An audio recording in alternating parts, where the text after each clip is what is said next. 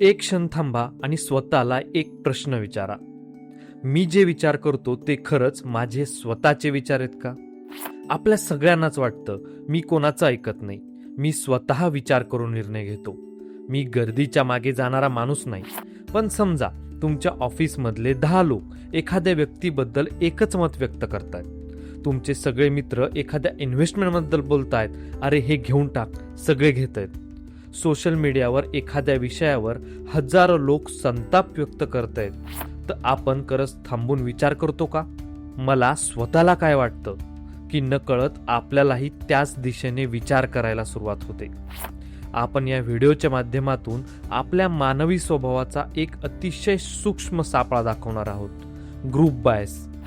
आपण सामाजिक प्राणी आहोत. आपल्याला आपल्या गटापासून वेगळं पडणं अस्वस्थ वाटतं, आणि जेव्हा आपल्यासारखेच विचार करणारे लोक आपल्याला मिळतात तेव्हा आपल्याला एक मानसिक दिलासा मिळतो.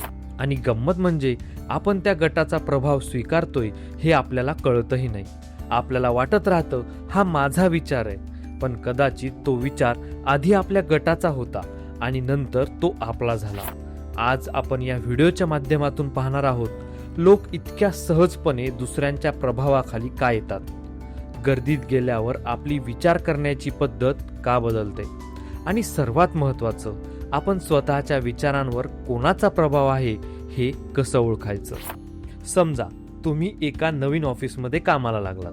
तिथे एक सहकारी आहे, त्याचं नाव आहे अमोल. पहिल्या दिवशी तुम्हाला अमोलबद्दल काहीच माहिती नाही. तो चांगला आहे की वाईट, मेहनती आहे की आळशी, तुम्हाला हे काहीच माहिती नाही. पण ऑफिसमधले बाकीचे लोक सतत म्हणत असतात, अमोलवर जास्त विश्वास ठेवू नको, तो काम टाळतो, त्याच्याबरोबर काम करणं ना अवघडच आहे. आता गंमत बघा, काही दिवसांनी अमोलने तुमच्याशी एखादी छोटीशी चूक केली, तर तुम्ही लगेच विचार कराल, हो यार बाकीचे बोलत होते ते बरोबरच होतं. पण प्रश्न असा आहे, तुम्ही अमोलला स्वतः समजून घेतलं होतं का, की आधीच तयार केलेल्या गटाचा ओपिनियन तुमच्या मनात शिरला होता? यालाच द ग्रुप बायस असं म्हणतात. आपल्याला वाटतं माझ्या कल्पना माझ्या स्वतःच्या आहेत, मी कोणाचं ऐकत नाही. पण आपण मुळातच सोशल ॲनिमल आहोत. आपल्याला आपल्या गटापासून वेगळं पडणं आवडत नाही. आपण एखाद्या गटापेक्षा वेगळा विचार करतोय असं जाणवलं की मनात एक प्रकारची अस्वस्थता निर्माण होते. आणि उलट जेव्हा आपल्याला आपल्यासारखेच विचार करणारे लोक मिळतात ना, तेव्हा आपल्याला एक मानसिक दिलासा मिळतो.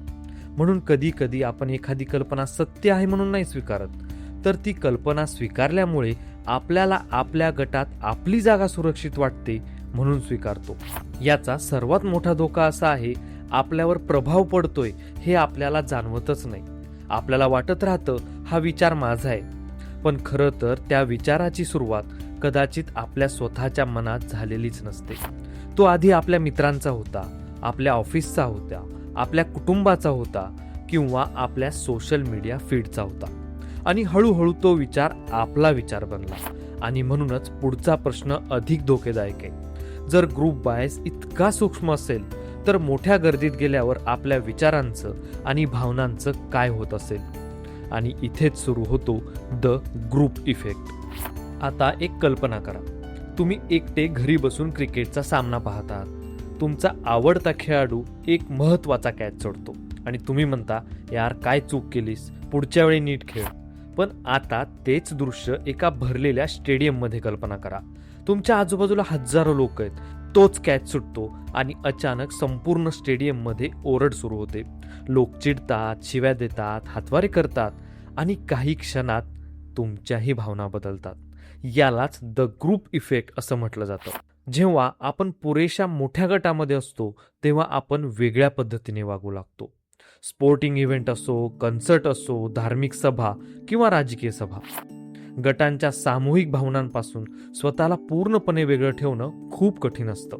आपलं हृदय वेगाने धडधडतं, आनंदाचे अश्रू सहज येतात, उत्साह वाढतो, आणि सर्वात महत्त्वाचं, स्वतंत्रपणे विचार करण्यापेक्षा गटाचा भाग बनण्याची इच्छा जास्त शक्तिशाली होते. आणि हे फक्त मैदानात किंवा सभेतच घडतं असं नाही, हे आपल्या ऑफिसमध्येही घडू शकतं. समजा एखादा टीम लीडर टीममध्ये सतत सांगतो आपण विरुद्ध ते. हळूहळू टीममध्ये स्पर्धा तयार होते, मग आक्रमकता वाढते, आणि शेवटी आपण एखाद्या व्यक्तीविरुद्ध किंवा दुसऱ्या टीम विरुद्ध फक्त तथ्यांमुळे नाही, तर आपल्या ग्रुपची भावना आपल्याला तसं सांगते म्हणून उभे राहतो. पण आजच्या काळात याहून धोकेदायक गोष्ट आहे, यासाठी आपल्याला आजूबाजूचे लोक असण्याची सुद्धा गरज नाही. सोशल मीडिया पुरेसं आहे. एखादं तीव्र मत व्हायरल होतं, मग हजारो लोक ते शेअर करतात, त्यावर कमेंट्स येतात आणि थोड्याच वेळात आपल्याही मनात तीच भावना निर्माण होते. हो, हे चुकीचंच आहे, याच्या विरोधात आवाजच उठवायला हवा. कदाचित आपल्याला त्या विषयाचा पुरेसा विचारही केलेला नसतो आणि अभ्यासही नसतो, पण गटाची भावना आधी आली आणि आपला विचार नंतर. म्हणूनच इथे एक महत्वाची सूचना आहे, गटाची भावना आपल्याला कुठे घेऊन चाललीये हे सतत तपासत राहा. कारण ग्रुप इफेक्ट आपल्याला चांगल्या कामासाठीही एकत्र आणू शकतो, पण जर तो द्वेष, आक्रमकता, अंध राष्ट्रवाद किंवा आपण विरुद्ध ते अशा भावनांवर आधारित असेल तर आपली स्वतंत्र विचार करण्याची क्षमता धोक्यात येऊ शकते. म्हणून गर्दीत असताना स्वतःला एक प्रश्न विचारा, मी हे खरंच मानतोय की सगळे मानत आहेत म्हणून मीही मानतोय. पूर्वी ना दुसऱ्यांच्या प्रभावाखाली येण्यासाठी आपल्याला प्रत्यक्ष गर्दीत जाणं गरजेचं होतं, पण आज तसं राहिलेलं नाहीये. आपल्या हातातला मोबाईलच एक पूर्ण गर्दी बनलेला आहे. आपण इंस्टाग्राम, यूट्यूब किंवा इतर सोशल मीडिया उघडतो, एखादा विषय ट्रेंडिंग असतो, हजारो लोक एकाच गोष्टीवर बोलत असतात, हजारो लाईक्स, हजारो कमेंट्स, हजारो शेअर्स, आणि आपल्या मेंदूला एक संकेत मिळतो, एवढे लोक हेच म्हणत आहेत म्हणजे हेच खरं असणार. पण इथेच एक धोकादायक चूक होते. लोकांची संख्या आणि सत्य याचा थेट संबंध नसतो. एखादी गोष्ट 1000 लोक मानत असतील तरी ती चुकीची असू शकते, पण ग्रुप इफेक्ट आपल्याला वेगळं जाणूच देत नाही. समजा एखाद्या व्यक्तीबद्दल सोशल मीडियावर अचानक निगेटिव्ह कमेंट सुरू झाल्या. आपण त्या व्यक्तीला वैयक्तिकरित्या ओळखतही नाही, त्या घटनेची पूर्ण माहितीही आपल्याला नसते, पण काही मिनिटात आपण सुद्धा कमेंट करतो, याला शिक्षा झालीच पाहिजे. का? कारण आपण आधी तथ्य पाहिलं नाही, आधी आपण भावना पाहिली. आणि जेव्हा हजारो लोक तीच भावना व्यक्त करत असतात तेव्हा ती भावना अधिक शक्तिशाली होते. यालाच आपण आज हर्ड मेंटॅलिटी असं म्हणतो. सगळे जात आहेत म्हणून आपणही तिकडेच जायचं. इन्व्हेस्टमेंटमध्ये हेच होतं. एखादा स्टॉक वाढतो, लोक त्याबद्दल बोलायला लागतात, सोशल मीडियावर सक्सेस स्टोरीज दिसतात आणि मग आपल्याला वाटतं मी आत्ता घेतलं नाही तर मी मागे पडेल, आणि आपण निर्णय घेतो स्वतःच्या ॲनालिसिसवर नाही तर गर्दीच्या कॉन्फिडन्सवर. नंतर तो स्टॉक खाली आला की आपण विचार करतो मी हा निर्णय घेतलाच का? कारण त्यावेळी आपण स्वतः निर्णय घेत नव्हतो, आपण गर्दीच्या भावनेत सहभागी होत होतो. म्हणूनच पुढच्या वेळी एखादी गोष्ट खूप वेगाने व्हायरल होताना दिसली तर थोडंसं थांबा, स्वतःला विचारा, मला हे खरं वाटतंय की सगळ्यांना खरं वाटतंय म्हणून मला खरं वाटतंय? हा छोटासा प्रश्न आपल्याला गर्दीचा भाग होण्यापासून स्वतंत्र विचार करणारा माणूस बनवू शकतो. पण इथे आणखी एक मोठा धोका आहे. आपण एखाद्या ग्रुपमध्ये सामील झाल्यावर फक्त त्याचे विचारच स्वीकारत नाही तर त्या ग्रुपच्या विरोधात असलेल्या लोकांचा तिरस्कारही करू लागतो. आणि इथूनच सुरू होतो आपण विरुद्ध ते ही मानसिकता. आपण एखाद्या ग्रुपचा भाग झालो की एक गोष्ट अगदी नकळत घडते. आपण फक्त आपल्या ग्रुपच्या विचारांवरच विश्वास ठेवायला सुरुवात करत नाही, तर हळूहळू दुसऱ्या ग्रुपच्या विचारांना चुकीचं समजायला सुरुवात करतो. आणि इथूनच तयार होते एक अतिशय शक्तिशाली मानसिकता, आपण विरुद्ध ते. समजा ऑफिसमध्ये 2 गट आहेत. एका गटाला वाटतं आपणच खरं काम करतो आणि दुसऱ्या गटाला वाटतं नाही, हेच लोक काम बिघडवतात. हळूहळू दोन्ही गट एकमेकांच्या प्रत्येक कृतीकडे संशयाने पाहू लागतात. एखाद्याने चांगली सूचना दिली तरी वाटतं यामागे काहीतरी स्वार्थ असेल. कारण आता आपण त्या व्यक्तीला स्वतंत्र व्यक्ती म्हणून पाहत नसतो, आपण तिला आपल्या ग्रुपच्या बाहेरचा माणूस म्हणून पाहत असतो. हीच ग्रुप थिंकिंगची धोकेदायक बाजू आहे. आपल्या ग्रुपमध्ये एखादी चुकीची कल्पना मांडली गेली तरी आपण तिला विरोध करण्याऐवजी समर्थन करू शकतो. कारण मनात एक भीती असते, मी यांच्या विरोधात बोललो तर माझ्याच लोकांना माझ्याबद्दल काय वाटेल. म्हणून सत्यापेक्षा बिलॉंगिंग महत्वाचं होऊ लागतं आणि इथेच स्वतंत्र विचार हळूहळू कमकुवत होतो. याचा अर्थ असा नाही की प्रत्येक ग्रुप वाईट आहे. माणसाला ग्रुपची गरज असते. कुटुंब, मित्र, टीम, समाज हे आपल्याला आधार देतात. पण समस्या तेव्हा सुरू होते जेव्हा आपला ग्रुप एखाद्याला विचार करायला मदत करण्याऐवजी आपल्यासाठी विचार करू लागतो. म्हणून स्वतःला एक प्रश्न विचारा, मी माझ्या ग्रुपशी सहमत आहे कारण मला ते खरं वाटतं की मी त्या ग्रुपचा भाग आहे म्हणून. हा प्रश्न जितका साधा आहे ना, तितकाच तो आपल्या विचारांना स्वतंत्र बनवण्याच्या दिशेने पहिला मोठा टप्पा आहे. मग प्रश्न उरतो, या प्रभावापासून स्वतःला वाचवायचं तरी कसं?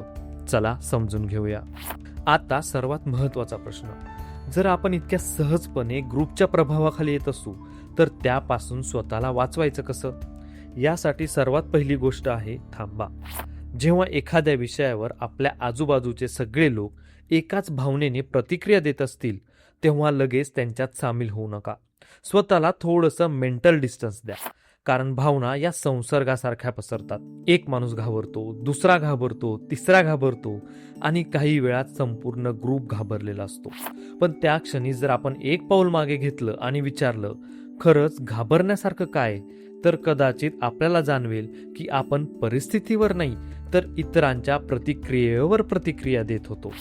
दुसरी महत्त्वाची गोष्ट, आपल्या स्वतःच्या भावनांकडे लक्ष द्या.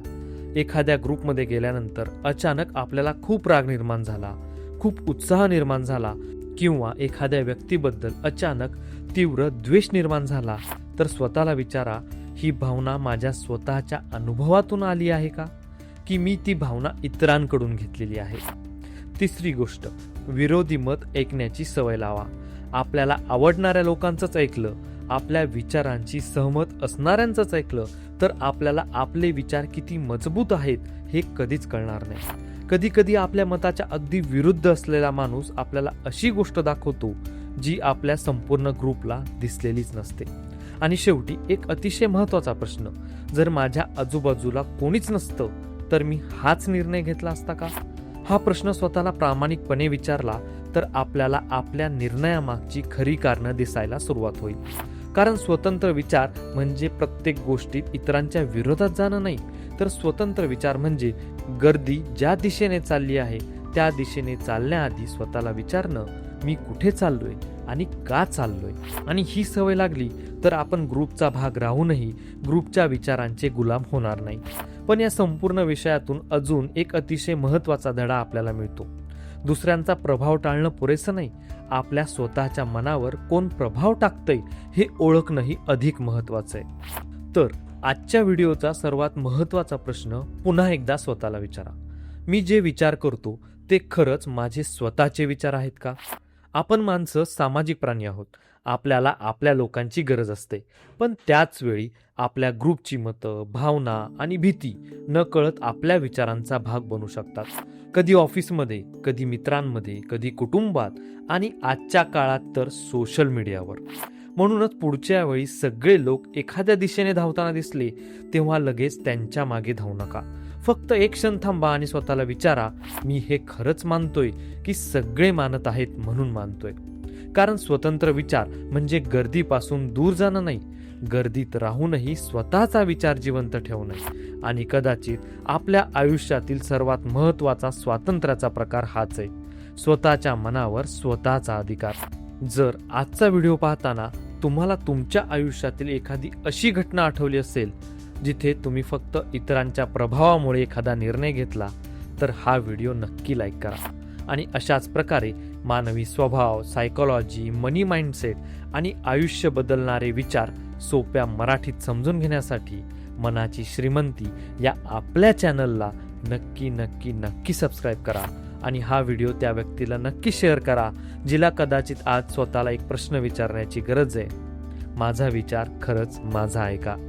मनाची श्रीमंती वाढवा, कारण पैसा मिळवण्याआधी मन समजून घेणं गरजेचं आहे. तुमचे खूप खूप धन्यवाद.